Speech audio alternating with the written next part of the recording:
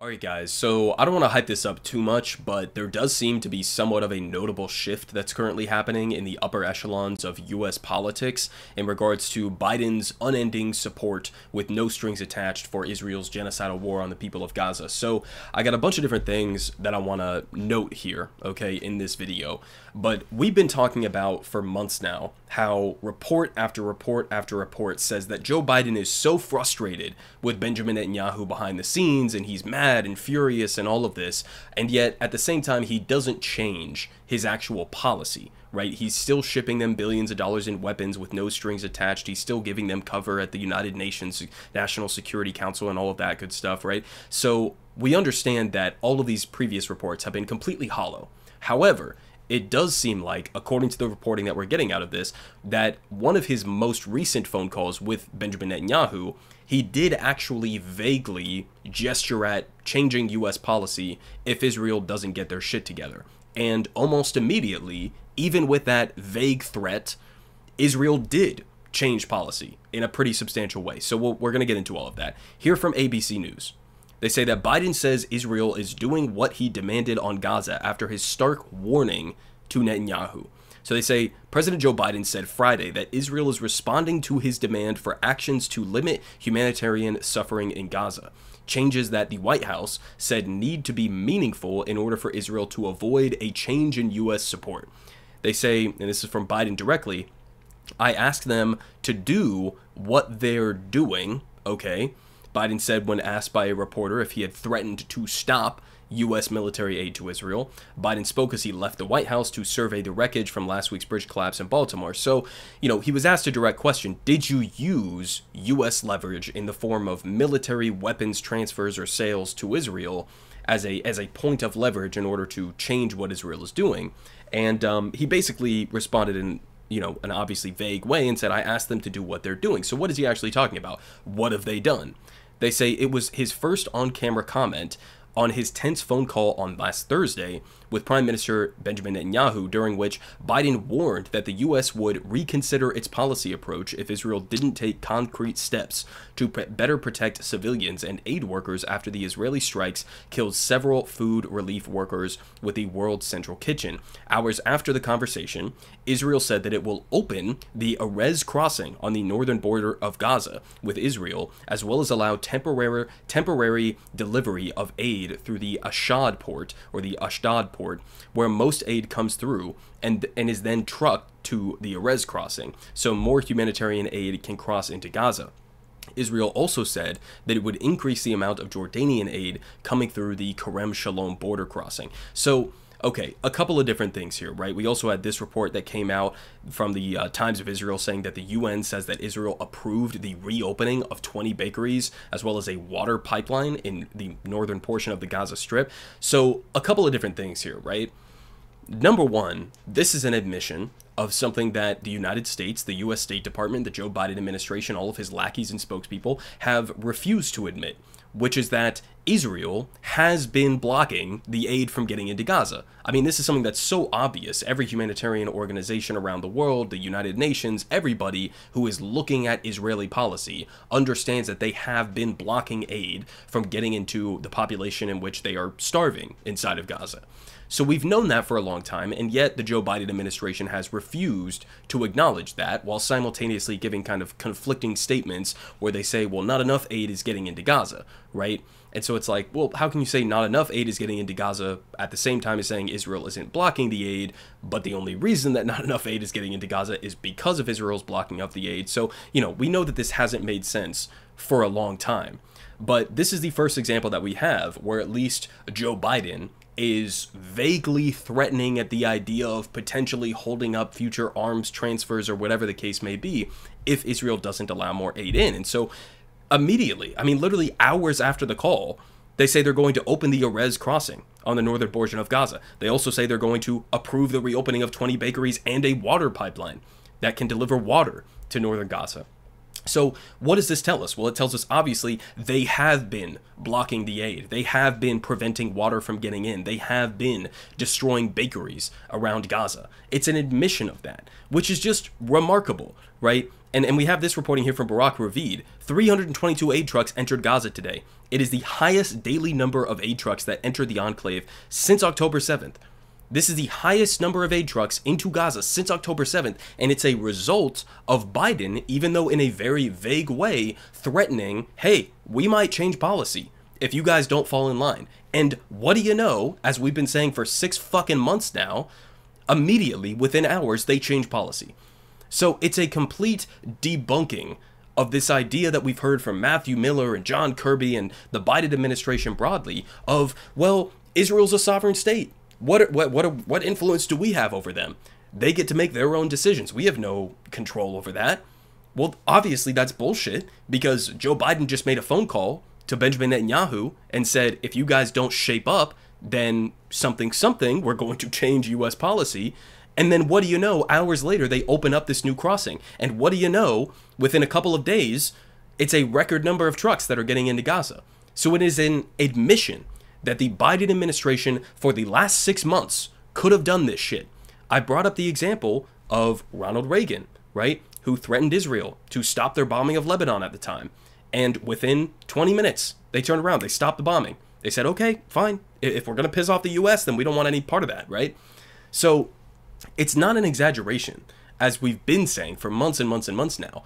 It's not an exaggeration to say that Joe Biden, a singular individual, has more power than anybody else on the face of the planet to stop this genocidal war on the people of Gaza immediately, if he wanted to. So again, it's a vague threat. It's not actually changing his policy, and yet still that was enough for them to open this crossing. Now, I will add caveats to that, because as we get here from Elion Levy, the most deranged, Israeli spokesperson, or I guess former Israeli spokesperson, because apparently he was pushed out of the job for being so shitty at it, but he is still insisting, even after they open up the Erez crossing, right, and even after they turn back on one of the water pipelines getting to northern Gaza, which they had shut off as a part of their operation to starve and to, push the Palestinian people to die as a result of thirst and all of that. So he's even still denying that Israel has done all of that. I mean, here is his response to Mehdi Hassan in this back and forth argument they were having. Israel has placed 0 restrictions on the entry of food, water, medicine, or shelter equipment into Gaza. Whatever was sent, we let in. So he's just still lying about this, right? Even though this guy was pushed out, even though he's an obvious, repeated liar. I mean, here are all of these reports that were linked here by Asal Rod on, obviously, Israel intentionally restricting the aid that has gotten into Gaza, but they're still somehow denying that this was ever Israeli policy, was to intentionally restrict aid in order to use starvation as a weapon of war against the people of Gaza. This is something we've known for months and months and months now, almost immediately. And yet they're still denying it, even after you've already contradicted yourself, because you're opening up these other crossings, you're turning back, you're turning the water back on into one of these pipelines into northern Gaza. That's an admission that you had turned it off. That's an admission that you had closed this crossing, right? Now, it's also important to point out that this isn't some like magic bullet, right? This isn't some magic solution to the looming famine or to the humanitarian catastrophe that is unfolding inside of Gaza. It's not some magic bullet. This isn't everything. This isn't, okay, we've solved the problem and now we can all move on. Especially because if you look at the reasons why aid has been restricted into Gaza, you get reports like this. I mean, some of the reasons why Israel has blocked aid from Gaza. Sleeping bags were green, which I guess, I don't know, that is affiliated with Hamas's colors, and so therefore you can't allow green sleeping bags in. Another one, they had dates that had pits inside of them. I don't know, maybe you can take the pit out of the date and you can throw it at an IDF soldier, and that's a reason to turn the whole truck around. Lentils had poor packaging. Hand cream for menstruating women and girls had glycerin. Scissors in children's medical kits were dual use, right? I mean, these are the absurd reasons that Israel has been turning trucks around from these points of entry. And so I bring this up to say that, yes, Israel may be opening up the Erez crossing and, other crossings slightly, right? And we've seen the result from that, according to Barak Ravid. Maybe there is more aid that's getting in right now. The question is really, number one, how long is that going to last? The slight increase in the aid that's getting into Gaza, which is still, not substantial in terms of what is actually needed.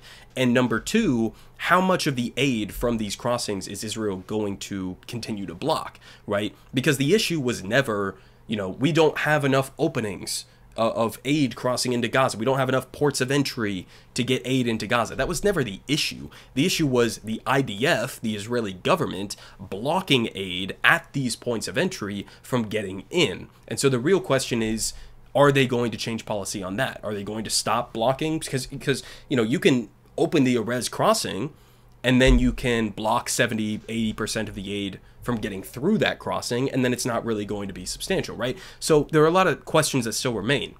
Now, we also had this update, which kind of blew my mind, honestly, with the number of, high-level Democratic politicians who signed on to this letter, as well as how relatively strong the letter actually was.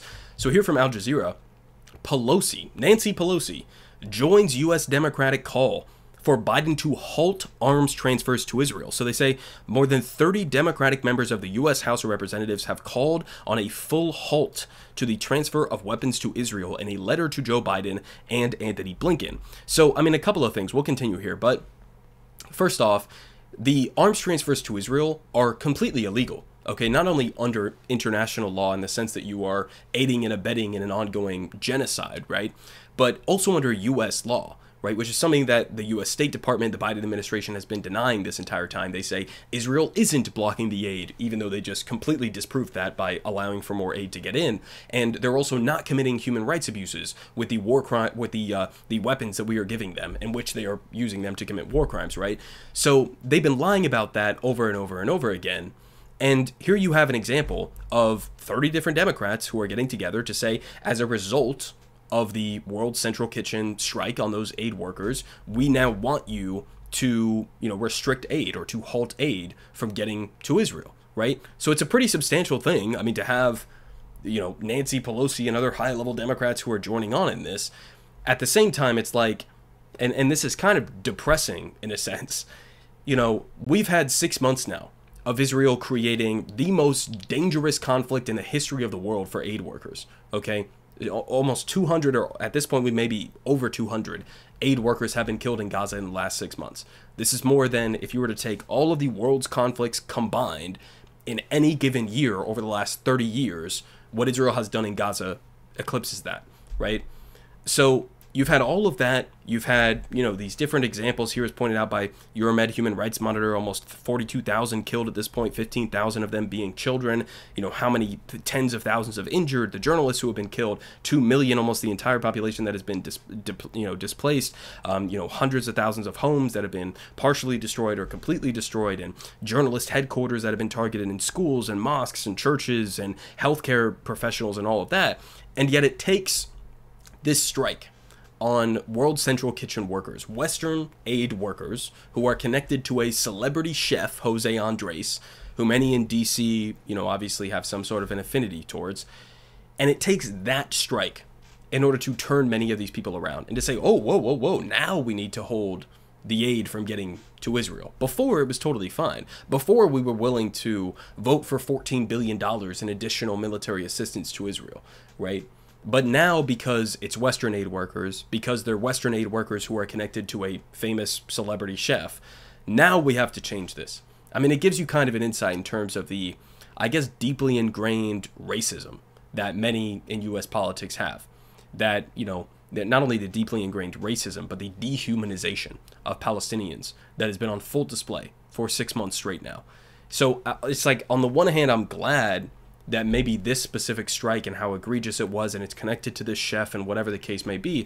I'm glad that this is producing some sort of a change, but at the same time, it's depressing that it took this kind of a war crime in order for the tens of thousands of Palestinians who have been killed so far over the last 6 months to get any sort of recognition of like, oh, maybe we are sending weapons to a country that is in the midst of committing war crimes with them, right?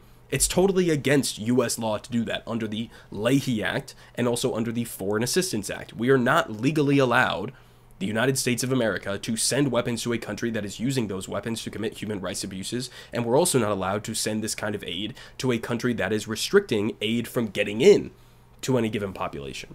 So it's illegal on two different fronts. Suddenly they've all woken up because of this World Central Kitchen strike that happened recently. And they also give additional context here from Al Jazeera, saying that on Friday, the Israeli military dismissed two officers and formally reprimanded senior commanders after an inquiry into the aid workers' deaths found serious errors and breaches of procedure. So, I mean, this part of it is basically laughable at face value, because it's like, first off, you just committed a brazen war crime in broad daylight that everybody saw. I mean, you struck 3 separate vehicles full of aid workers, clearly marked, who had been coordinating with the IDF. And it was a brazen war crime. There's no way around it. And yet the punishment for that is you're going to dismiss a couple of the officers, you're going to reprimand a couple of the commanders, and then that's it. You're just going to move on from that. I mean, it's no serious accountability. It's the same thing that we have here, you know, in the United States with U.S. police, where it's like, you know, police will go out and shoot a completely unarmed black man in an entirely unjustifiable situation, and then they'll be like put on 2-week suspension or something like that. This is what that reminds me of. Now, they also say that the United Nations Human Rights Council back on Friday adopted a resolution calling for Israel to be held accountable for possible war crimes and crimes against humanity committed in Gaza, and demanding a halt to all arms sales to the country. So the United Nations Human Rights Council is calling for a total arms embargo to Israel, which is what we should have been doing for, you know, the entirety of the last 6 months. It shouldn't just be, oh, well, we're going to condition aid to Israel on them following international law. I mean, it's two different things. Number one, they haven't been following international law since October 7th, or before October 7th. They've been in breach of international law, especially when it comes to their illegal expansion of settlements into Palestinian territory in the West Bank. But number two, it's also, you know, obviously been totally illegal in the sense that, again, we're violating multiple U.S. laws in sending them these weapons, right? And so, I mean, the idea that I guess now we're kind of pushing for, okay, maybe we restrict some of the weapons that we're giving to Israel in response to this WCK strike. It's like, okay, that's good, but also, can the U.S. State Department even be trusted to determine whether or not Israel is in violation of international law? No, of course they can't. They just put out a report a couple of weeks ago saying Israel isn't blocking the aid and they aren't committing human rights abuses with our weapons, which is obviously false. So this call from these 30 lawmakers, again, it's good on the one hand, but at the same time, it's like, what are we really discussing here? Some of the people who signed on to this letter are the same people who voted for the $14 billion to Israel. So what are we talking about? Are you talking about maybe in the future we're going to restrict some arms sales on the condition that Israel doesn't commit war crimes with them? Well, who's going to decide whether or not they're committing war crimes with them? The U.S. State Department? Well, they're obviously not a reliable source for that kind of information. I mean, it's gotten even to the point now where countries like Canada, the Netherlands, Japan, Spain, Belgium have all suspended arms sales to Israel. Several other Western nations continue to supply lethal weapons despite mounting criticism over the civilian casualties. The United States, of course, has supplied the bulk of Israel's defense requirements, including 2,000-pound bunker bombs, and this year, the U.S. Congress also approved an additional $14 billion military aid package to Israel. These 2,000-pound bunker bombs have a potential lethal radius of 1,000 feet in any given direction. And we're supposed to believe that they're using these in a targeted way on the most densely populated place on the face of the planet. I mean, it's just, it's completely contradictory. I mean, again, we have the numbers here, and yet it takes this kind of a strike against Western aid workers with a, you know, connection to a celebrity chef. Suddenly, now it's unacceptable. Suddenly, now we need potential restrictions on the aid. So it's like, I'm hesitant to praise what Joe Biden has done in any way, shape, or form, because number one, again, it's yet to be seen exactly how this is going to play out. Will the slight increase in aid be sustainable? Is this actually going to fundamentally change Joe Biden's approach to Israel? Probably not, right? And at the same time, it's like, it really took this It took this. It took this strike on José Andrés connected workers, not the 170 or so aid workers who have been killed before, not the thousands and thousands of children, the mosques, the schools, the universities, all of that. None of that was enough to potentially change U.S. policy. It was just this specific strike. I mean, it really is dark in a lot of ways. Now, I'll finish off with this because we've had so many different examples of mainstream politicians and pundits who have come out and sort of changed their tone in regards to what's happening right now. And I really do think a lot of this has to do with the World Central Kitchen and José Andrés. I mean, you even have former Biden spokespeople like Jen Psaki saying clearly Biden's approach to Israel is not working. Something has to change. We also had the former CIA director, Leon Panetta, saying you have to be able to verify, and this was in response to the WCK strike, you have to be able to verify, to take time, and I have to tell you that in the past, at least in my experience, the Israelis usually fire and then ask questions. This is a fucking former CIA director, guys, who is openly admitting, yeah, the Israelis, they don't really have a real chain of command in any legitimate sense or rules of engagement. They just kind of fire first and then ask questions later, right? The former CIA director is admitting this. I mean, also we have guys like Richard Haas. We've had guys like, or girls like, the former Condoleezza Rice advisor and a National Security Council spokesperson, Elise Jordan, who have been pushing back on Joe Biden's policy. I mean, Richard Haas, this is a guy who used to work under Colin Powell in the Bush administration, who was coming out and saying Biden looks weak and impotent in regards to his handling of Israel and Gaza. We also have more reports that I've seen coming out from the mainstream media giving a more honest breakdown in terms of what Israel has been doing in Gaza. This one, I think, was notable from NBC News, talking about the destruction of Gaza's universities, as a part of trying to make life unlivable inside of Gaza. The controlled demolition of entire university buildings, right? Now, again, it's like, I'm glad that you guys are reporting on this, but at the same time, this has been happening for 6 months. Why is it just now some sort of a scoop that, oh, Israel has been intentionally targeting schools within Gaza? This is not new. This is just you guys are maybe finally catching up because you put your finger in the wind and, sense a sort of tone shift happening right now. I mean, even the editorial board of Haaretz, an Israeli outlet, has now officially come out and said Israel must end its war in Gaza. So the pressure is definitely building. The tone shift I can actually feel is sort of happening right now, where you even have some of the biggest Biden defenders, liberals, Democratic Party supporters who are coming out and admitting, this is not right. And unfortunately, and also fortunately at the same time, it took the deaths of Western, American, British, whatever, Australian aid workers with a connection to a high-profile celebrity chef.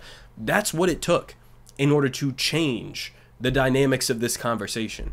So it's unfortunate in the sense that it took this fucking long to get to this point, but it's fortunate in the sense that, maybe there is a tone shift. I mean, we see Israel opening up these crossings and taking potential steps because they feel the pressure from the Biden administration.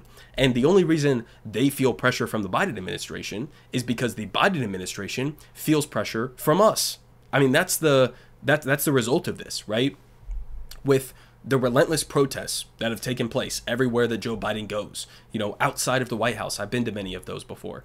Those kinds of protests in the moment, you may not feel as though they're actually doing anything, right? But every single time that a member of the Biden administration or a high-level Democrat is confronted, every time you can make their day-to-day life more uncomfortable and call them out on supporting and being complicit in this genocide, every single day that happens, it builds up.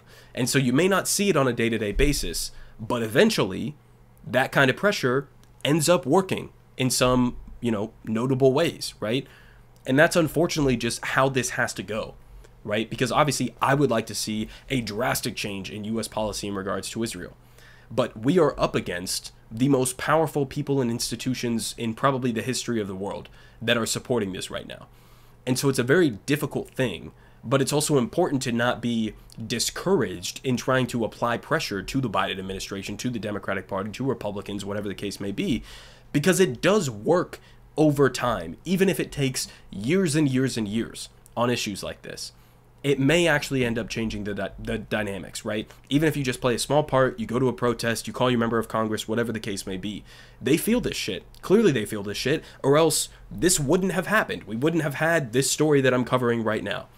Now, of course, at the same time, we also have motherfuckers like John Fetterman, who has become, over the last number of months, one of the most despicable members of Congress that I could possibly imagine. I mean, this was his most recent tweet that I saw. He was responding to President Biden saying that the World Central Kitchen strike was unacceptable, okay? And now he's conditioning this support on how Israel potentially changes course. John Fetterman disagrees with this. He said, in this war against Hamas, no conditions for Israel. Think about that, guys. What a fucking dark place this man is in.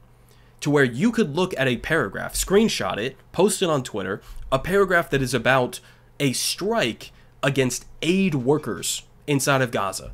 Not against Hamas, as he says up here, this war against Hamas, but a strike against aid workers. And your response is to say, no conditions for Israel. So I don't know how else to interpret this other than an endorsement of Israel striking aid workers. Because, oh, they're going against Hamas, right? Oh, anything to get Hamas.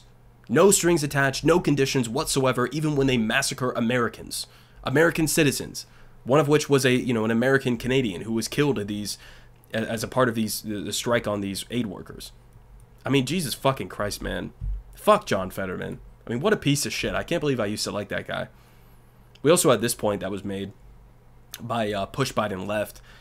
And, I think it's a good point, right? He's basically arguing that this is something that has been taboo for so long now, where leftists have been criticizing Biden on Israel for the last 6 months. And every single time that this happens, we're told over and over and over again, oh, you're criticizing Joe Biden, so what, you want Trump to win? So what, you're anti-Semitic, you hate Jewish people, etc., etc. And it's like, now we have all of these mainstream people who are pushing back against Biden, and suddenly it's now acceptable, right? Again, because we had the killing of those aid workers. Now, I'll finish off with this. And I know that this is a super long video. Shout out to anybody who stayed till the end. I just had a bunch of different updates that I wanted to get to here. But, in the broad scheme of things, we do have Israel slightly changing policy in regards to how much humanitarian aid is potentially allowed into Gaza. We have Biden even vaguely, flexing his muscle and threatening Israel, even though it's vague.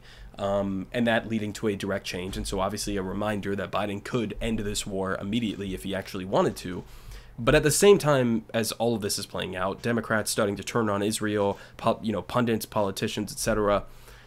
We also have shit like this. I mean, top Israeli official Ron Dermer yelled at Blinken and Sullivan over Rafah invasion in an effort to intimidate them, knowing that they cannot show light between the U.S. and Israel. And so, I know that we just covered, okay, maybe there are some potential changes that could be positive here on the horizon, but I do want to finish off with that, because Israel, as far as I've seen, is still planning to do their invasion of Rafah, right?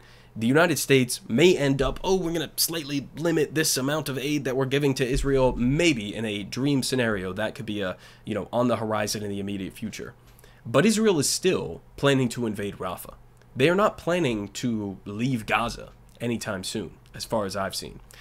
And so it really comes down to how much leverage is Joe Biden willing to deploy in order to stop this. And so it's great that we have one phone call that results in slightly more aid getting into Gaza, right? But at the same time, this is not a fundamental shift. What's happening in Gaza is still happening and is likely, if they invade Rafah especially, going to get significantly worse. So I know it's a dark note to leave the video on there, but it's at least a mark of a potential hypothetical shift in the right direction moving forward.